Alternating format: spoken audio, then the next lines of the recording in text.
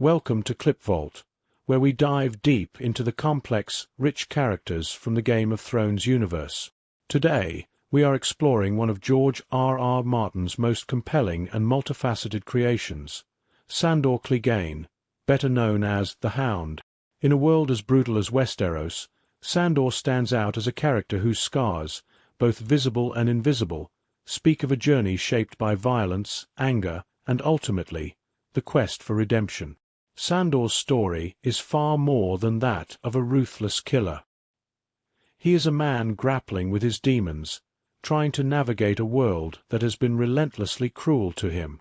Over the next 25 minutes, we will uncover the key moments in Sandor's arc, tracing his evolution from a scarred child forged in fire to a man who may still have a chance at redemption. From his early trauma to his conflicted relationships and his final moments in both the books and television series, this is the story of the Hound, a character whose humanity, though buried beneath layers of cynicism and violence, still finds ways to break through.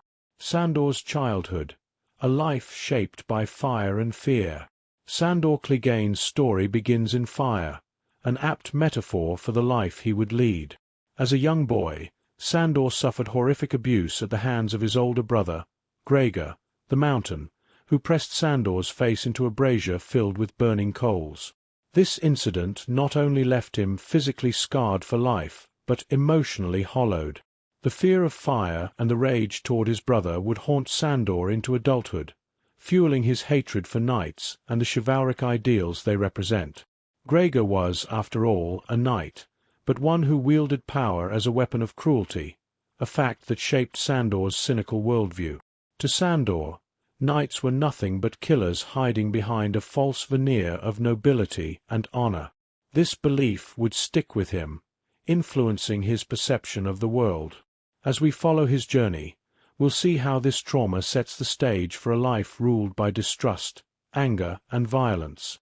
Sandor's early life in the shadow of Gregor created a man who believed in the cold, brutal reality of Westeros, where only the strong survive. His disfigurement became a symbol of his emotional scars, with the world viewing him as a monster. But beneath the rough exterior lies a man shaped by suffering and still capable of change.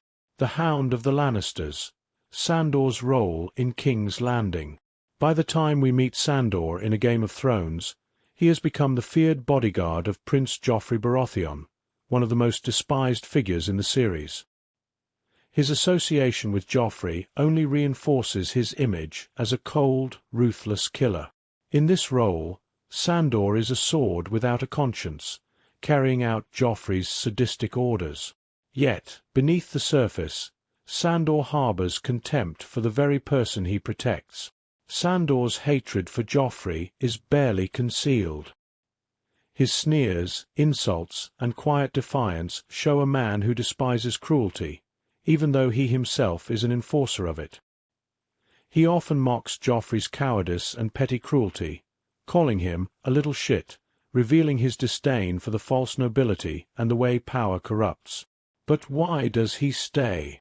For Sandor, it's not about loyalty, but a resignation to the life of violence he's known. He has never known anything else but killing and servitude. Despite this, Sandor is not entirely lost. His interactions with Sansa Stark, Joffrey's betrothed, offer glimpses of the man beneath the hardened shell. While the world sees him as a brute, he sees Sansa as an innocent caught in a web of cruelty, much like he once was. This fragile connection with Sansa hints at the humanity buried beneath his tough exterior, showing that Sandor is not beyond redemption. But first, he must face his breaking point, the Battle of Blackwater, Sandor's moment of crisis. One of the most pivotal moments in Sandor's arc comes during the Battle of Blackwater. As wildfire, a burning green flame that conjures memories of his childhood trauma, ravages the battlefield, Sandor's lifelong fear of fire becomes overwhelming.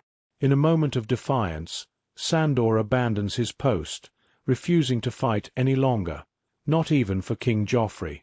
This is a turning point in Sandor's story, the first time we see him walk away from violence. Sandor's decision to desert King's Landing is not just about fear, but about rejecting the life that has trapped him in a cycle of brutality.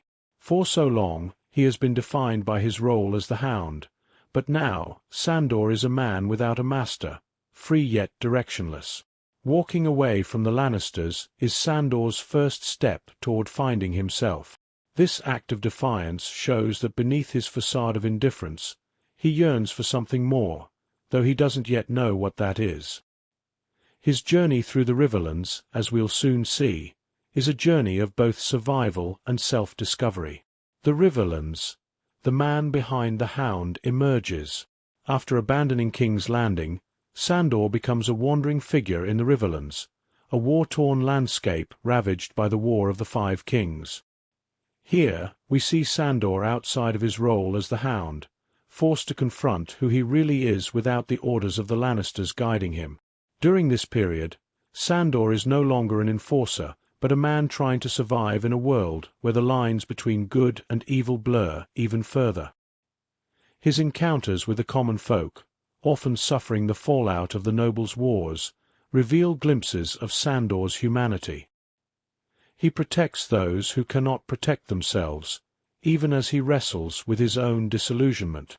Sandor still believes the world is cruel, but we begin to see his struggle to reconcile his actions with the moral compass he has long buried. Throughout this journey, Sandor's relationship with his brother Gregor looms large. Gregor is the embodiment of everything Sandor despises, the cruel, monstrous knight who abuses his power. As Sandor travels the Riverlands, we see his unresolved hatred for Gregor rear its head, reminding him of the unresolved scars of his past. This chapter of Sandor's life is one of self-reflection, as he begins to consider what it means to live outside the shadow of violence. The Brotherhood without banners and Sandor's trial by combat. Sandor's journey takes another turn when he encounters the Brotherhood without banners, a group dedicated to fighting for justice and the common folk. In their hands, Sandor is held accountable for his past crimes, specifically the murder of the butcher's boy, Micah, early in the series. During his trial, Sandor is forced to confront his actions, leading to a trial by combat with Beric Dondarrion, a man resurrected multiple times by the Lord of Light. Sandor kills Beric, only to witness his resurrection moments later. This supernatural event shakes Sandor's belief in the world, challenging the cynical worldview he's held for so long. Yet, despite these revelations, Sandor cannot bring himself to join the Brotherhood. He still views them as killers cloaked in righteousness, another group using violence for what they believe is a noble cause. His cynicism is too ingrained, but the seeds of doubt are planted, doubt in his own beliefs, doubt in the nature of the world. The unlikely bond between Arya and Sandor, perhaps one of the most unexpected but significant relationships in Sandor's arc, is his partnership with Arya Stark. After escaping the Brotherhood, Sandor takes Arya captive, hoping to ransom her to her family. But what begins as a self-serving endeavor quickly grows into one of the series' most complex relationships. Arya is, in many ways, a mirror of Sandor, a young person hardened by trauma and loss, bent on vengeance. As they travel together, Sandor's protective instincts emerge, though he remains gruff and unwilling to show softness openly. In turn, Arya learns from Sandor's experiences, and their bond grows. There is a deep sense of mutual understanding between them. Arya never forgets that Sandor killed her friend, Micah, but over time, she begins to see Sandor for who he really is, a man shaped by violence, yet not beyond redemption. Sandor, meanwhile, sees Arya as dangerously close to becoming what he once was, someone consumed by hatred. Their journey together is one of mentorship, protection, and ultimately, a profound emotional connection. The Hound's defeat, the final battle with Brienne of Tarth. Sandor's journey with Arya culminates in a brutal fight with Brienne of Tarth, who is searching for the Stark girls. Their fight is one of the most memorable and symbolic in the series. Sandor, already weakened from his wounds, puts up a fierce struggle but is ultimately defeated. Lying on the ground, bleeding and broken, Sandor begs Arya to end his suffering, revealing just how exhausted he is from a lifetime of violence. He no longer has the will to go on, and in this moment, we see the full extent of Sandor's vulnerability. Arya, however, refuses to kill him, choosing instead to leave him behind, a decision that echoes both mercy and rejection of the path of vengeance that Sandor has walked. The Quiet Isle, Sandor's rebirth. Though Arya leaves Sandor for dead, he survives and is taken in by the monks of the Quiet Isle. Here, Sandor finds a semblance of peace for the first time in his life. The man who has lived by the sword now lives a life of humility, service, and reflection. In the Quiet Isle, Sandor's inner conflict becomes one of forgiveness. Can he forgive himself for the life he has led?